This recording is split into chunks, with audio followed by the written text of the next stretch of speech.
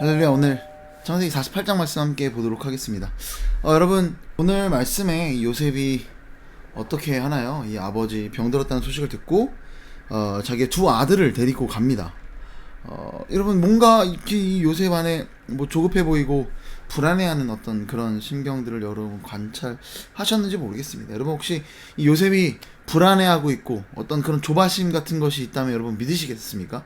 뭐 이후에 형제들이 이 야곱이 죽은 이후에 요셉이 갑자기 복수한다든지 하면 어떻게 하나, 뭐 이것 때문에 두려워하는 것은 이해가 되지만 정말 엄청난 권력을 가지고 있고 힘을 가지고 있는 요셉이 불안해하고 있다, 뭐 조급해하고 있다라고 한다면 여러분 어떻게 생각하시나요?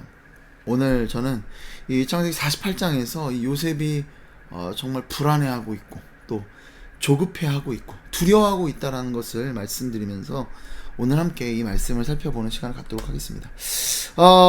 오늘 1절 말씀을 보시면 어떻게 기록하고 있습니까? 여러분, 이 일 후에라고 그렇게 기록하고 있죠. 그러니까 이 모든 이 48장의 이야기가 47장 바로 앞에 있었던 일들 이후에 벌어지는 일들이었다라는 겁니다. 관계가 있다는 거예요, 없다는 거예요? 무관하지 않다라는 거죠. 여러분, 그러면 47장 27절로 31절까지 그 내용은 어떤 내용입니까? 여러분, 말씀을 한번 보시면 결국 뭐냐면 야곱이 요셉을 불러서요, 뭘 맹세하고 약속시키냐면 허벅지 아래에 손을 넣고 반드시 나를 이 약속에 여기서 장사하는 것이 아니라 반드시 가나안 땅에서 장사해서 그 막벨라굴에 묻어달라라는 그런 부탁을 하고 맹세를 받게 됩니다. 여러분, 허벅지 밑에 손을 넣는 장면, 굉장히 유사한 장면이 있죠. 똑같은 장면이 있습니다. 언제입니까? 아브라함의 말년에 자신의 아들 이삭의 아내를 구해주는 그 장면에서 늙은 종에게 이 여자를 구해오게끔 하는 그 장면에서 이 맹세를 합니다. 어떤 맹세였냐면요, 결국에는 하나님의 약속이 반드시 지켜져야 되는 것에 대한 그 맹세를 하는데 이 허벅지 밑에 손을 넣는 그 장면들이 나타나고 있다는 겁니다. 여러분, 결국 어떤 약속들이라는 거예요? 어떤 맹세고, 하나님의 약속, 하나님의 언약이 지켜지고 성취돼야 된다는 그런 이야기더라는 거예요. 그래서 결국 이 야곱이란 자가 이스라엘 땅에 가서 묻히게 되는 일은요, 결국 이스라엘 땅으로 간다는 것은요, 야곱의 이름이 뭡니까? 그의 이름이 이스라엘이죠. 이스라엘이 결국 끝내는 약속의 땅으로 돌아갈 것이다 라는 어떤 그런 것을 실질적으로 보여주고 있는 그런 일이다라는 겁니다. 여러분, 결국 뭐예요? 이들의 종착지는 이 이스라엘 비롯한 야곱을 비롯한 그 자녀들, 그 모든 가족들 70명이 왔다고 하는데 그 가족들의 종착지가 어디예요? 오늘 애굽에 왔지만 애굽이 종착지가 아니라 이스라엘이, 이 가나안 땅이 그들의 종착지다라는 겁니다. 여러분, 그래서 요셉은 오늘 불안해하고 있고 아버지가 돌아가는 그 과정 가운데 조급해하고 있다라는 거예요. 도대체 뭘까요? 아니, 그들의 종착지가 가나안인 것이 왜 요셉에게 불안 요소일까요? 바로 오늘 요셉이 데려온 두 아들 므낫세와 에브라임 때문입니다. 여러분, 이 므낫세와 에브라임이란 이름부터가 그렇죠. 여러분, 이 므낫세와 에브라임의 이름의 뜻에 대해서 우리 창세기 41장에 기록되어 있는데 51절에 이렇게 기록하고 있습니다. 므낫세 이름입니다. 요셉이 그의 장남의 이름을 므낫세라 하였으니 하나님이 내게 내 모든 고난과 내 아버지의 온 집의 일을 잊어버리게 하셨다 하미요. 그러니까 므낫세의 이름의 뜻은 뭐예요? 잊어버리게 하셨다. 뭘? 아버지의 온 집의 일. 그러니까 가나안 땅에서의 모든 일을 잊었다라는 어떤 그런 의미를, 그런 마음을 이 첫째 아들에 투영한 겁니다. 그리고 뿐만 아니라 이 52절에 에브라임의 이름이 기록하고 있죠. 차남의 이름을 에브라임이라 했으니 하나님이 나를 내가 수고한 땅에서 번성하게 하셨다 함이었더라. 자, 번성하게 했다라는 거예요. 에브라임의 이름의 의미가 그런데 어디에서? 수고한 땅에서. 어느 땅입니까? 이 애굽 땅이더라는 거예요. 그러니까 이 요셉의 아들들의 이름을 지으면서 그 이름에 투영한 자신의 마음이 뭐냐면, 가나안 땅에서 일들은 잊어버리고 애굽 땅에서 번성케 해주십시오 라는 어떤 그런 바람을 이들의 이름 가운데 투영하고 있더라는 겁니다. 여러분, 그렇게 자라난 것이 므낫세와 에브라임이더라는 거예요. 자, 뿐만 아니라 여러분, 므낫세와 에브라임의 외가가 어떻습니까? 여러분, 그의 어머니 아스나시죠? 누구의 딸입니까?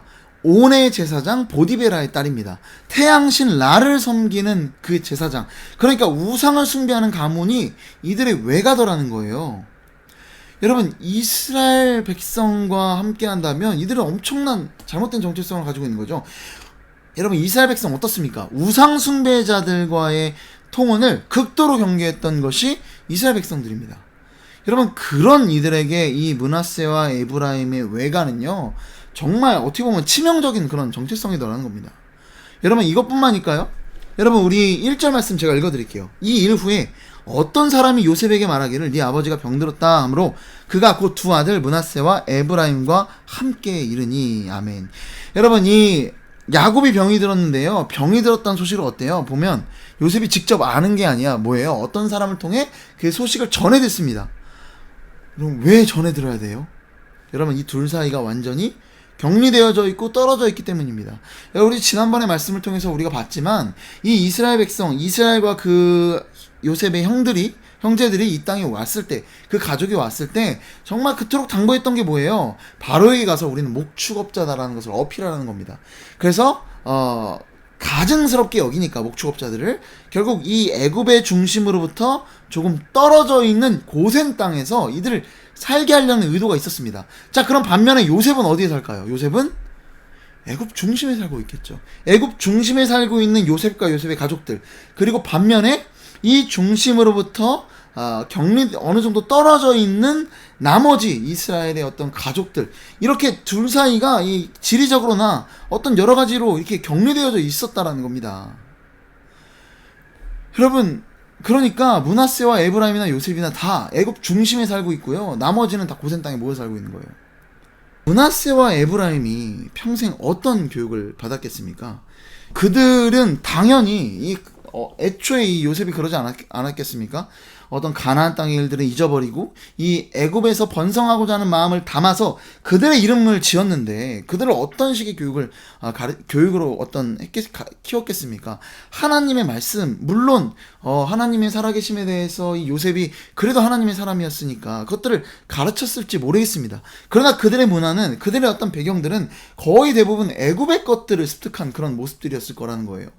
여러분, 그래서 이 므낫세와 에브라임, 어떤 말이 더 편했겠어요? 여러분, 아무리 우리나라의 사람들이 요즘엔 그렇지 않지만 외국 가서 살면 어때요? 미국이나 이런 살면 그래도 우리 자녀들 한국 사람이어야 된다는 그런 그런 것들 있지 않습니까? 그래서 자녀들에게 한국말 잘 가르치고. 그런데 여러분, 아무리 그렇게 한다고 한들 우리 교포 2세 3세 어떻습니까? 한국말 아무리 한다 할 줄 알아도 그 땅의 언어에 더 익숙하더라는 거예요. 제일 언어가 되더라는 거예요. 왜? 수많은 사람들과 대화는 대부분 그 땅의 언어를 하니까. 므낫세와 에브라임 역시 마찬가지더라는 거예요. 그들은 어떤 애굽 문화 안에서 교육받았고 애굽어로 살았고, 그리고 어떤 그런 그 뼛속 깊이 애굽 사람으로서 그렇게 자라왔을 거라는 겁니다.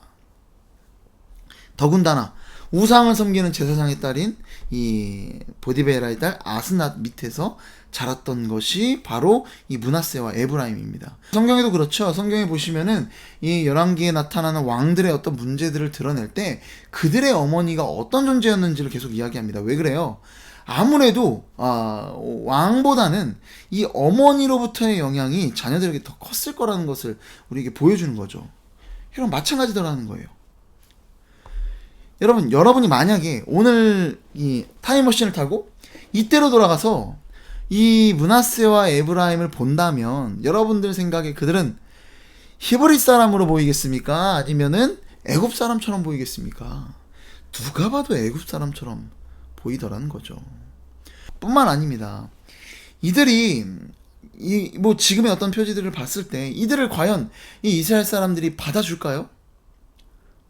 우상 숭배자의 아들인데 그 어떤 모습이나 이런 것들도 완전 옷도 애굽인이고 얼굴도 혼혈이니까 좀 달랐을 것이고 말도 히브리 말 제대로 온전히 못하고 이런 그들을 받아줬을까요? 아니, 반대로 생각해 볼까요? 여러분, 요셉의 총리의 아들이자 가장 큰 신, 태양신 라의 제사장이 외가입니다.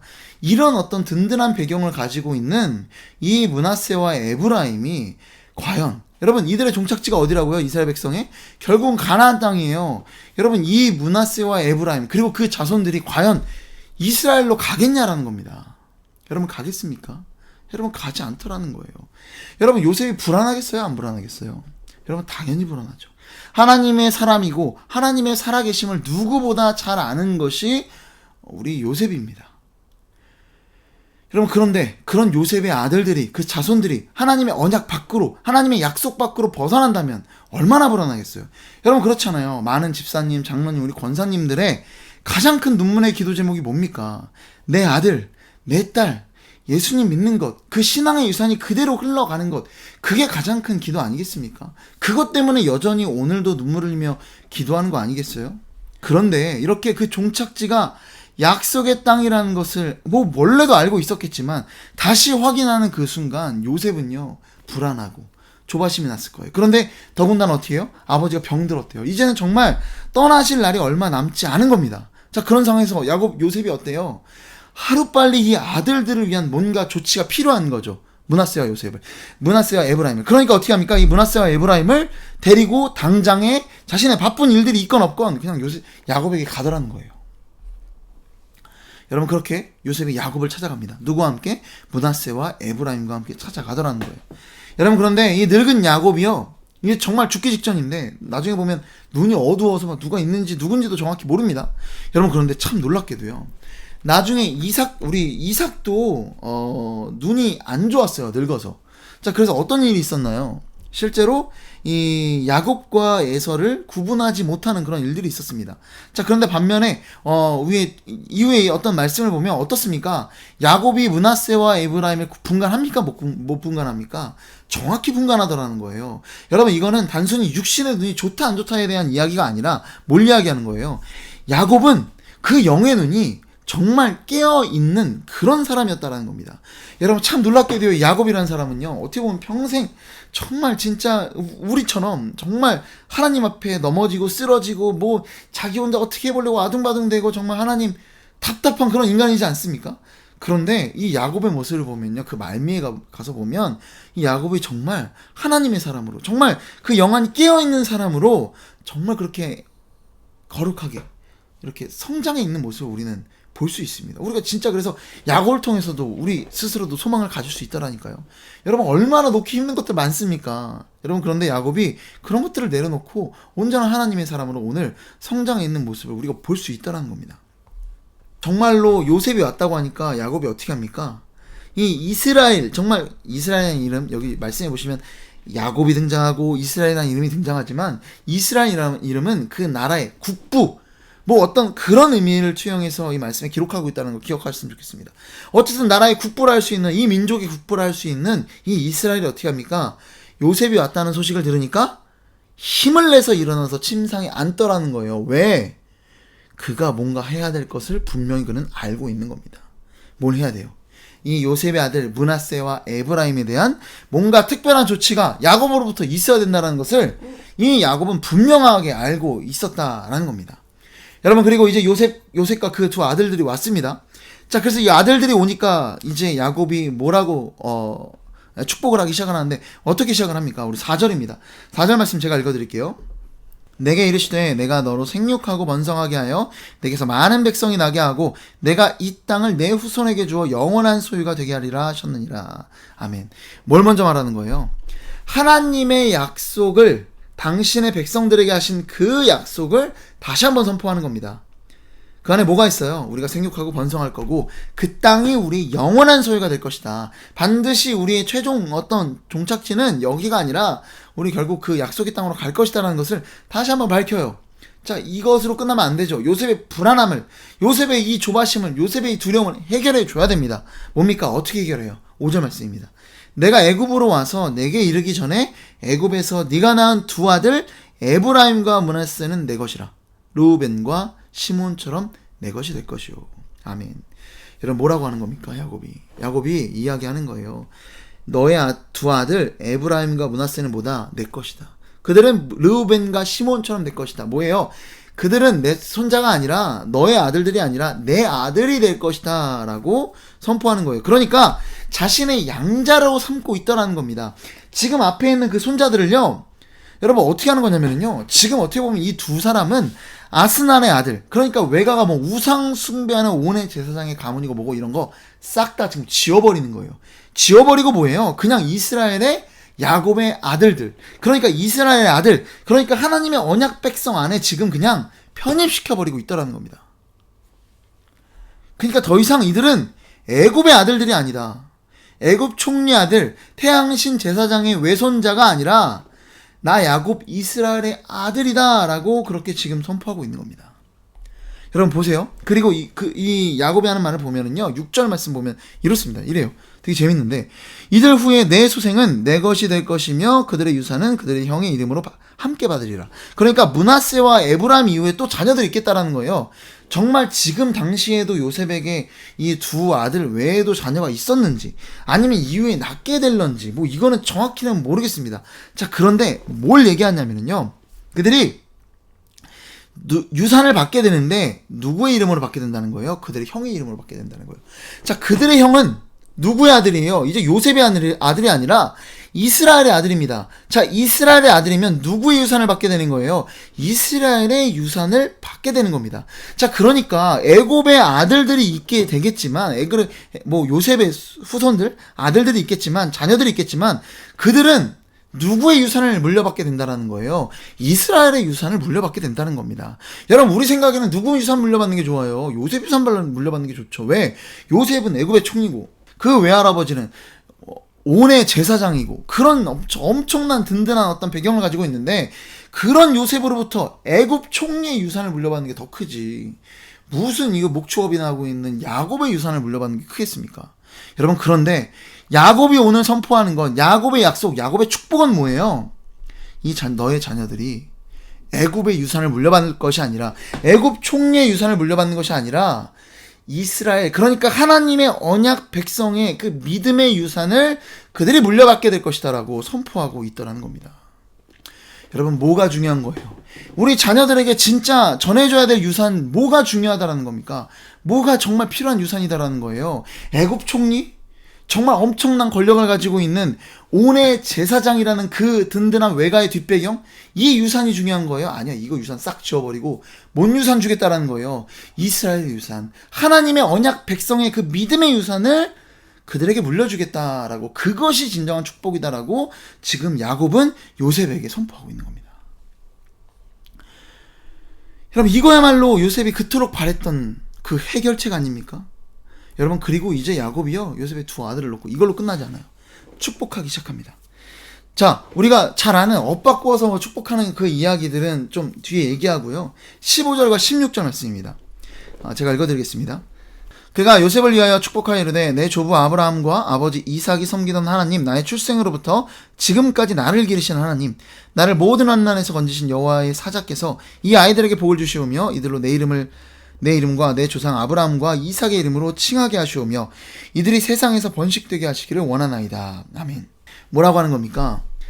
내 할아버지의 하나님, 그리고 내 아버지가 섬기던 그 하나님, 나를 출생으로부터, 태어나서부터 지금까지 기르셨다라는 이 단어는 목자라는 표현이에요. 그러니까 목자가 뭐래요? 보호하고 지키고 인도하고, 이렇게 나를 이렇게 이끌어주시고 인도하신 그 하나님, 나를 모든 환난에서 건져내신 그 하나님이 이제 이 아들에게 복 주시기 원한다. 그러니까 뭐예요?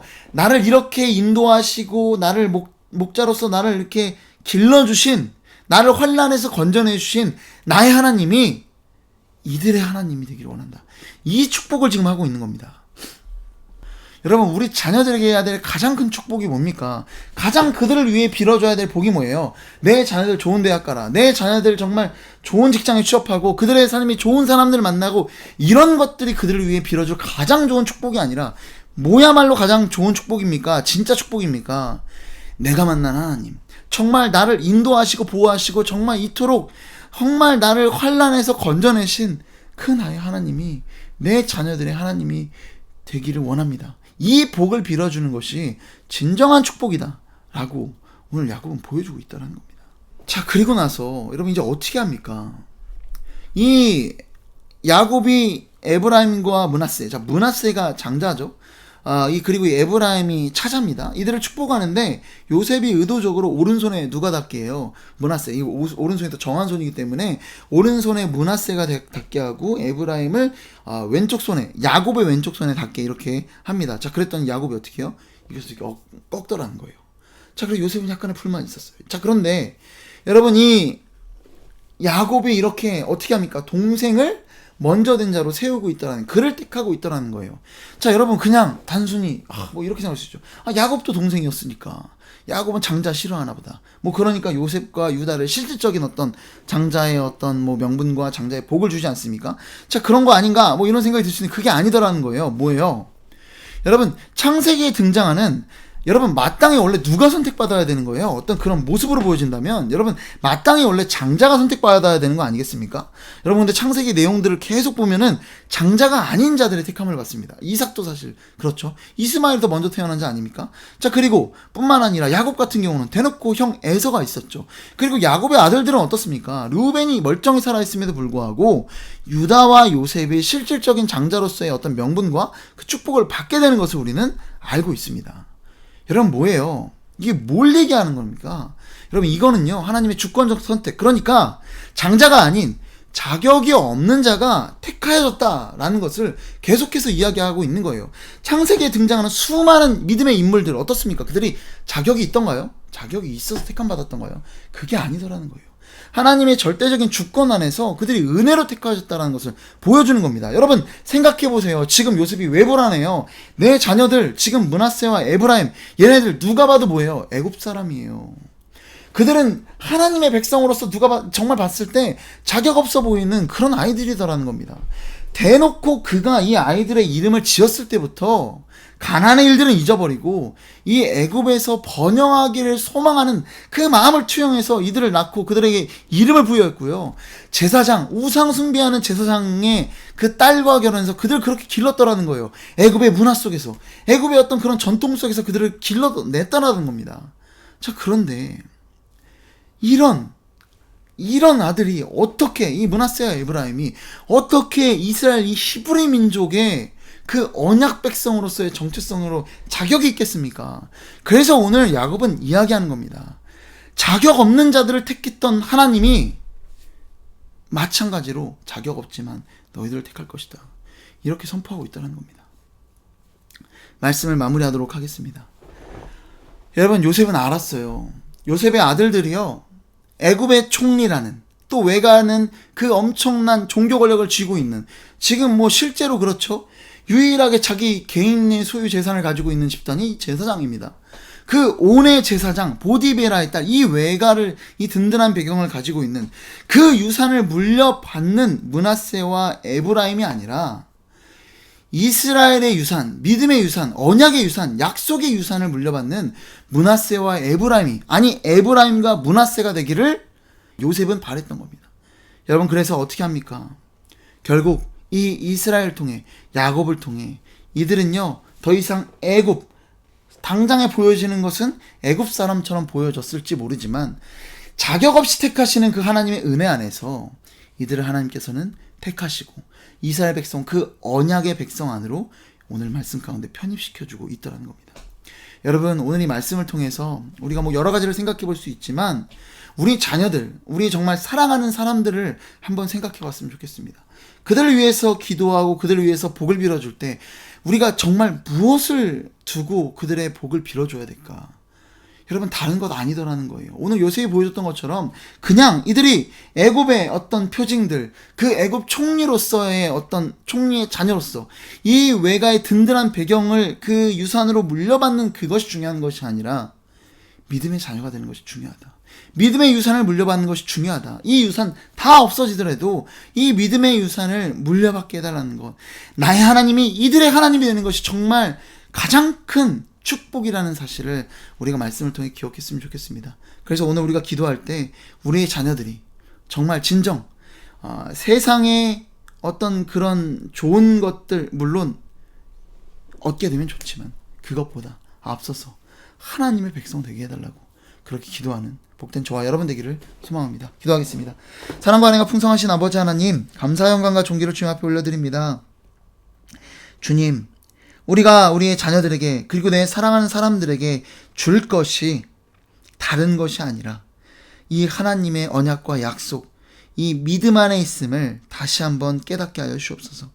그래서 정말 우리 자녀들을 위해 기도할 때 다른 것을 놓고 기도하는 것이 아니라 내 사랑하는 가족, 내 사랑하는 사람들, 내 이웃들을 위해서 기도할 때 다른 것 먼저 기도하는 것이 아니라 정말 그들이 주님의 그 믿음의 어떤 유산을 물려받는 사람들, 가정들 될 수 있게 해달라고, 내 자녀들이 될 수 있게 해달라고 그렇게 기도하는 우리 모두가 될 수 있도록 주님께서 역사하여 주옵소서. 이 모든 말씀 사랑이 많으신 예수 그리스도의 이름으로 기도드립니다. 아멘.